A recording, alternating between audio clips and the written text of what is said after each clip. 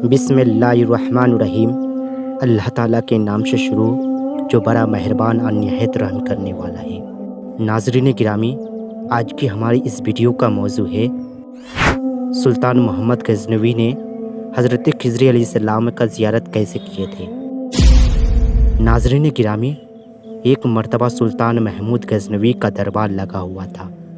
دربار میں ہزاروں افراد شریک تھے، جن میں اولیاء، قطب اور ابدال بھی تھے۔ سلطان محمود نے سب کو مخاطب کر کے کہا، کوئی شخص مجھے حضرت خضر علیہ السلام کی زیارت کرا سکتا ہے؟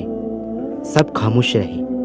دربار میں بیٹھا ہوا ایک غریب دیہاتی کھڑا ہوا اور کہا، میں زیارت کرا سکتا ہوں۔ سلطان نے شرائط پوچھی تو عرض کرنے لگا، 6 ماہ تک دریا کے کنارے چلہ کاٹنا ہوگا، لیکن میں ایک غریب آدمی ہوں، میرے گھر کا خرچہ آپ کو اٹھانا ہوگا۔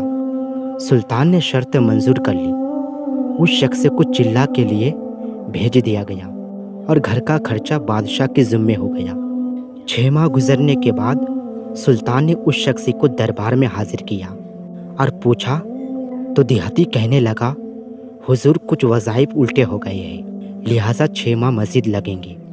مزید 6 ماہ گزرنے کے بعد سلطان محمود کے دربار میں اس شخص کو دربار میں پیش کیا گیا تو بادشاہ نے پوچھا، میرے کام کا کیا ہوا؟ یہ بات سن کے دیہاتی کہنے لگا، بادشاہ سلامت، کہا میں گنہگار اور کہا حضرت خضر علیہ السلام، میں نے آپ سے جھوٹ بولا، میرے گھر کا خرچہ پورا نہیں ہو رہا تھا، بچے بھوک سے مر رہے تھے، اسی لیے ایسا کرنے پر مجبور ہوا۔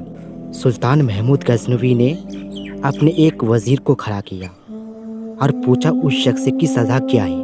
وزیر نے کہا، سر اس شخص نے بادشاہ کے ساتھ جھوٹ بولا ہے، لہٰذا اس کا گلا کاٹ دیا جائے۔ دربار میں ایک نورانی چہرے والے بزرگ بھی تشریف فرما تھے۔ کہنے لگا، بادشاہ سلامت، اس وزیر نے بالکل ٹھیک کہا ہے۔ بادشاہ نے دوسرے وزیر سے پوچھا، آپ بتاؤ۔ اس نے کہا، اس شخص نے بادشاہ کو دھوکہ دیا ہے، اس کا گلا نہ کاٹا جائے بلکہ اسے کتوں کے آگے ڈالا جائے تاکہ یہ ذلیل ہو کے مرے، اسے مرنے میں کچھ وقت تو لگے۔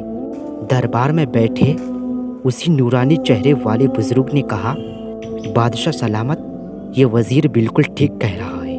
سلطان محمود غزنوی نے اپنے پیارے غلام ایاز سے پوچھا، تم کیا کہتے ہو؟ ایاز نے کہا، آپ کی بادشاہی سے 1 سال ایک غریب کے بچے پلتے رہے، آپ کے خزانے میں کوئی کمی نہیں آئی اور نہ ہی اس کے جھوٹ سے آپ کی شان میں کوئی فرق پڑا۔ اگر میری بات مانے تو اسے معاف کر دے، اگر اسے قتل کر دیا تو اس کے بچے بھوک سے مر جائیں گے۔ ایاز کی یہ باتیں سن کر محفل میں بیٹھا ہوا نورانی چہرہ والا بابا کہنے لگا، ایاز بالکل ٹھیک کہہ رہا ہے۔ سلطان محمود غزنوی نے اس بابا جی کو بلایا اور پوچھا، آپ نے ہر وزیر کے فیصلے کو درست کہا، اس کی وجہ مجھے سمجھائی جائے۔ بابا جی کہنے لگا، بادشاہ سلامت، پہلے نمبر پر جس وزیر نے کہا اس کا گلا کاٹا جائے، وہ قوم کا قصائی ہے اور قصائی کا کام ہے گلے کاٹنا۔ اس نے اپنا خاندانی رنگ دکھایا ہے، غلطی اس کی نہیں ہے، آپ کی ہے کہ آپ نے ایک قصائی کو وزیر بنایا ہے۔ دوسرا جس نے کہا ہے اسے کتوں کے آگے ڈالا جائے، اس وزیر کا والد بادشاہوں کے کتے نہلایا کرتا تھا، کتوں سے شکار کھیلتا تھا، اس کا کام ہی ہے کتوں کا شکار ہے، تو اس نے اپنے خاندانی کا تعارف کرایا۔ آپ کی غلطی یہ ہے کہ ایسے شخص کو وزارت دی جہاں ایسے لوگ وزیر ہو، وہاں لوگوں نے بھوک سے ہی مرنا ہے۔ اور تیسرا، ایاز نے جو فیصلہ کیا ہے تو سلطان محمود سنو، ایاز سید زادہ ہے۔ سید کی شان یہ ہے کہ سید اپنا سارا خاندان کربلا میں ذبح کرا دیتا ہے مگر بدلہ لینے کا کبھی نہیں سوچتا۔ سلطان محمود اپنی کرسی سے کھڑا ہو جاتا ہے اور ایاز کو مخاطب کر کے کہتا ہے، ایاز، تم نے آج تک مجھے کیوں نہیں بتایا کہ تم سید ہو؟ ایاز کہتا ہے، آج تک کسی کو اس بات کا علم نہ تھا کہ ایاز سید ہے، لیکن آج بابا جی نے میرا راز کھلا ہے، آج میں بھی ایک راز کھول دیتا ہوں۔ یہ بادشاہ سلامت، یہ بابا کوئی عام ہستی نہیں، یہی حضرت خضر علیہ السلام ہے۔